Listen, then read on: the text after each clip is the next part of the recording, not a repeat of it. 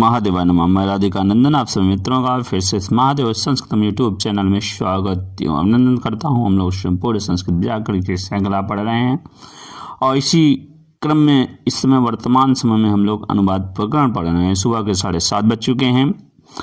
आज की इस वीडियो में अनुवाद प्रकरण में हम लोग लट लकार वर्तमान काल का मध्यम पुरुष के वाक्यों को समझेंगे, पढ़ेंगे, उसके नियमों को समझेंगे और उसके संबंधित अभ्यास को भी करेंगे।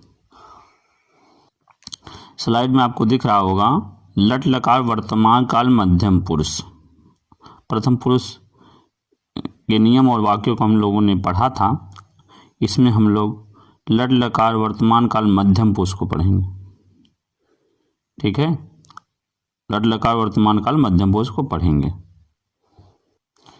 उसमें नियम नंबर 1 देखें यदि तो नियम नंबर 1 कहता है संस्कृत में तुम दोनों, तुम सब मध्यम पुरुष के लिए युष्मत शब्द का प्रयोग तम युवाम यूयम होता है। कहने का प्राय है कि मध्यम पुरुष में कर्ता युष्मत पद का होता है, जिसको हिंदी में तुम दोनों, तुम सब कहते हैं।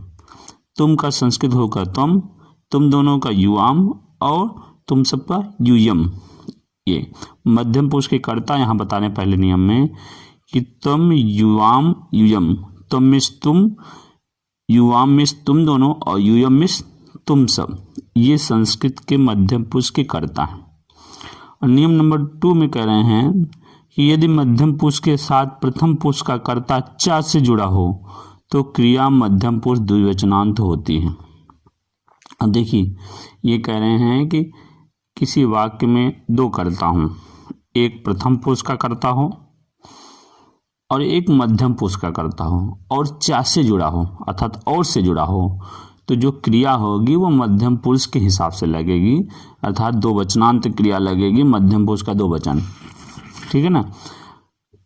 क्योंकि प्रथम पुरुष का कर्ता 1 हो गया और मध्यम पुरुष का कर्ता 1 हो गया और चा से जुड़े हैं, इसलिए 2 वचन की क्रिया लगेगी। और यदि ये देखिए दूसरा नीचे सेंटेंस, और यदि 2 से अधिक करता हूं तो क्रिया मध्यम पुरुष बहुवचनांत होती है। कुल मिला के इतना समझें, ये कह रहे हैं कि चा से जुड़े हों, यदि 2 करता है तो मध्यम पुरुष 2 वचन, यदि 2 से अधिक करता है तो मध्यम पुरुष बहुवचन लगेंगे, मध्यम पुरुष बहुवचन लगेंगे। ठीक है ना, चूंकि कई करता है, लेकिन उसमें जितने करता है उसमें एक मध्यम पुरुष का होना चाहिए। अब नियम नंबर 3 देख लीजिए। नियम नंबर 3 है यदि कोई कर्ता में व अथवा या जुड़े होते हैं, यदि कई कर्ता व अथवा या से जुड़े हों तो क्रिया अपने सबसे निकट पास वाले कर्ता पुरुष तथा वचन के अनुसार होती है। अब समझ लीजिए तीसरा पॉइंट कह रहे हैं यदि कई कर्ता हो अर्थात 1 कर्ता हो, 2 कर्ता हो, 3 कर्ता हो, 4 कर्ता हो, लेकिन जो आपस में कर्ता जुड़े हों वो वा से जुड़ा हो अथवा या से जुड़ा अथवा से जुड़ा हो, तब तो क्रिया क्रिया के सबसे नजदीक कर्ता जो होगा उसी के वचन, उसी के पुरुष के हिसाब से क्रिया लगेगी। अब आइए एक एक समझते हैं। अब देखिए पहला नियम तो युष्मद शब्द का तुम युवम ये मध्यम पुरुष करता है, तो पहला आदर्श बात है तुम पढ़ते हो या पढ़ती हो। यहाँ देखिए तुम शब्द मध्यम पुरुष का करता है, इसलिए जो क्रिया लगेगी मध्यम पुरुष का लगेगी। तुम का हो जाएगा तुम और मध्यम पुरुष की क्रिया हो जाएगी एक वचन की पठसी, तुम पठसी, क्योंकि तुम मध्यम पुरुष एक वचन का करता है। और उसी तरह तुम दोनों पढ़ते हो, जो तुम दोनों जो है ये मध्यम पुरुष 2 वचन का करता है, इसलिए क्रिया भी मध्यम पुरुष 2 वचन की लगेगी। युवाम पठथा, युवाम पठता। अब आइए तुम सब या तुम लोग पढ़ते हो अथवा पढ़ती हो, तो तुम सब जो है अथवा तुम लोग ये मध्यम पुरुष बहुवचन का करता है, इसलिए क्रिया भी पठत होगा।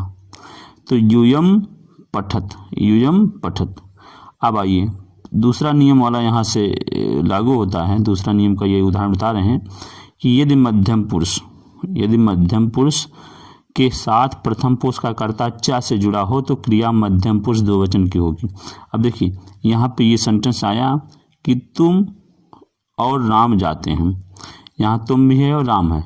तुम मध्यम पुरुष एक वचन का करता है और राम प्रथम पुरुष एक वचन का करता है।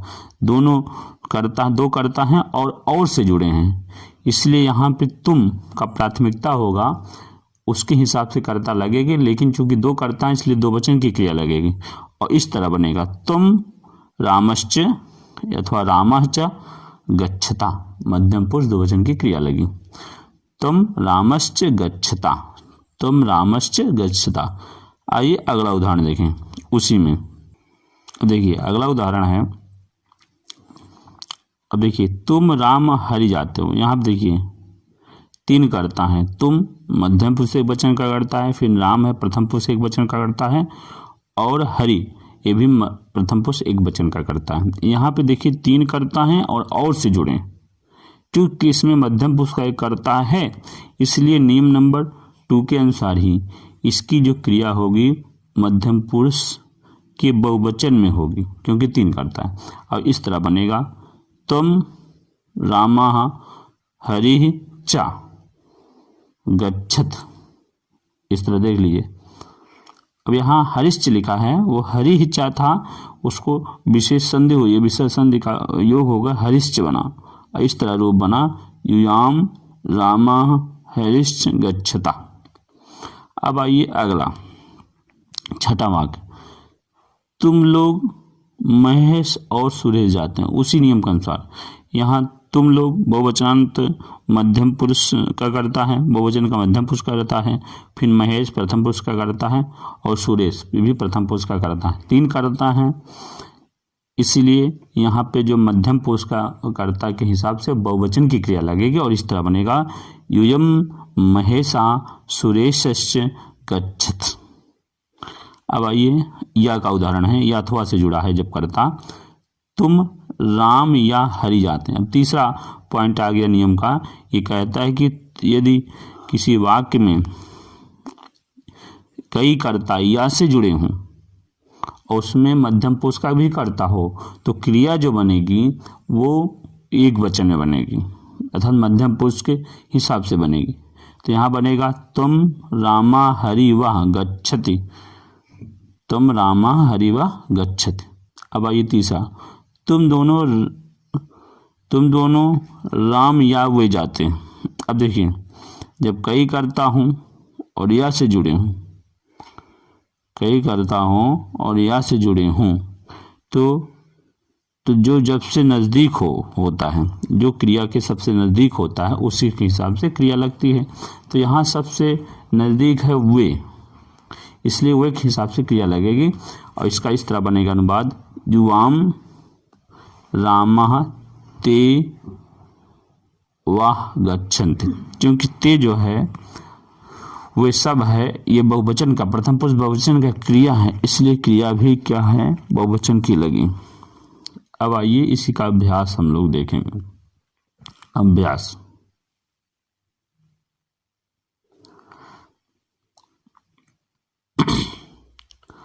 अभ्यास देखें, थोड़ा छोटा कर लें। ये अभ्यास है। अभ्यास का पहला वाक्य है अभ्यास प्रश्न 2। इसके पहले प्रथम पुरुष वाला कर लिए तो अभ्यास 2 देखेंगे। निम्नलिखित वाक्यों का संस्कृत अनुवाद कीजिए। पहला है हम या तुम पढ़ते हैं, हम या तुम पढ़ते हैं।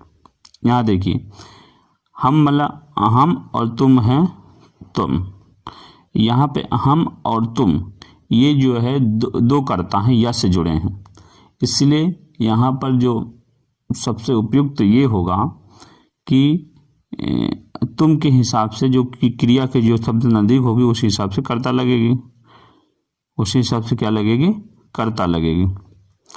अब देखिए कर्ता लगाइए तुम के हिसाब से, हम का होगा अहम तुम वा पठसी, अहम तुम वा पठसी। अब तुम लोग या वे देखते हैं, दूसरा सेंटेंस है तुम लोग या वे देखते हैं। यहाँ या से दो कर्ता जोड़े हैं तो जो सबसे क्रिया से नजदीक होगी उस हिसाब से क्रिया लगेगी। जो कर्ता सबसे नजदीक होगा क्रिया से उस कर्ता के हिसाब से क्रिया का यहाँ निर्माण होगा। इसका इस बनेगा यूयम ते वा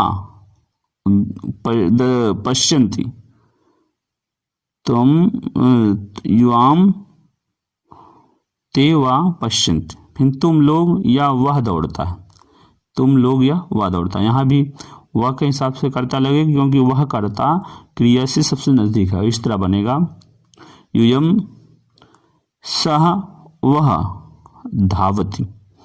फिर है वह और मैं लिखता हूँ। यहाँ देखिए और से जुड़ा है, इसलिए वह प्रथम पुरुष का करता है, मैं उत्तम पुरुष का करता है। दोनों जब मिलेंगे तो मैं अर्थात उत्तम पुरुष एक वचन के हिसाब से क्रिया लगेगी। इसका इस तरह अनुवाद बनेगा शह अहम च सह अहम च लिखामि। आगे आइए, हरि या राम खेल रहा है। यहाँ देखिए या से जुड़े हैं, इसलिए एक वचन का कर्ता लगेगा क्योंकि दोनों प्रथम पुरुष एक वचन की कर्ता हैं, तो क्रिया भी प्रथम पुरुष एक वचन की लगेगी क्योंकि दोनों कर्ता या से जुड़े हैं। इसका इस तरह बनेगा हरि रामः व क्रीडति। आगे है तुम गंगा और गायत्री हंस रही हो।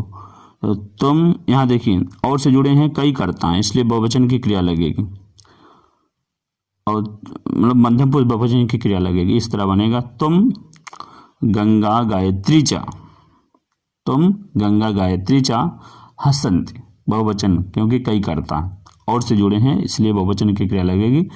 तुम गंगा गायत्री चा, मध्यम पुरुष बहुवचन की क्रिया क्या होगी? हसत। अब आइए 7वां वाक्य देखेंगे, तुम और गीता बोलती हो। तुम और गीता, यहाँ देखिए और से जुड़े हैं, एक तुम है मध्यम पुरुष का कर्ता है और गीता है प्रथम पुरुष का कर्ता। इसका इस तरह बनेगा तुम गीता च वदथा। मध्यम पुरुष दो वचन की क्रिया लगी, वदथा। फिर है तुम दोनों खाते हो। तुम दोनों का कर्ता क्या हो जाएगा? तुम दोनों का अनुवाद युवाम खादथा।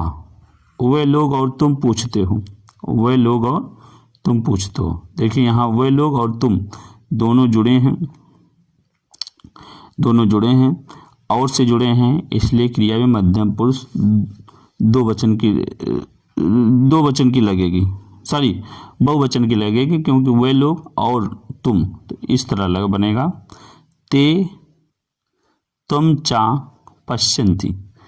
तुम लोग या वे लोग आ रहे हैं, तो तुम यूयम ते वा आगच्छन्ति।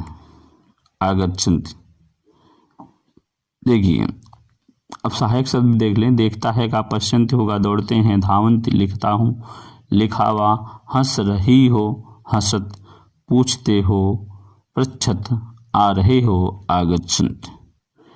तो हम लोग ये अनुवाद का दूसरा प्रकरण पढ़ा, मध्यम पुरुष, लट लकार मध्यम पुरुष। अब नेक्स्ट वीडियो में हम लोग लट लकार वर्तमान काल के उत्तम पुरुष के नियम को देखेंगे, आदर्श वाक्य को देखेंगे और उसका अभ्यास वाक्य करेंगे। तो इस वीडियो में इतना ही। शीघ्र नए विषय के साथ मिलते हैं, तब तक के लिए महादेवाय नमः।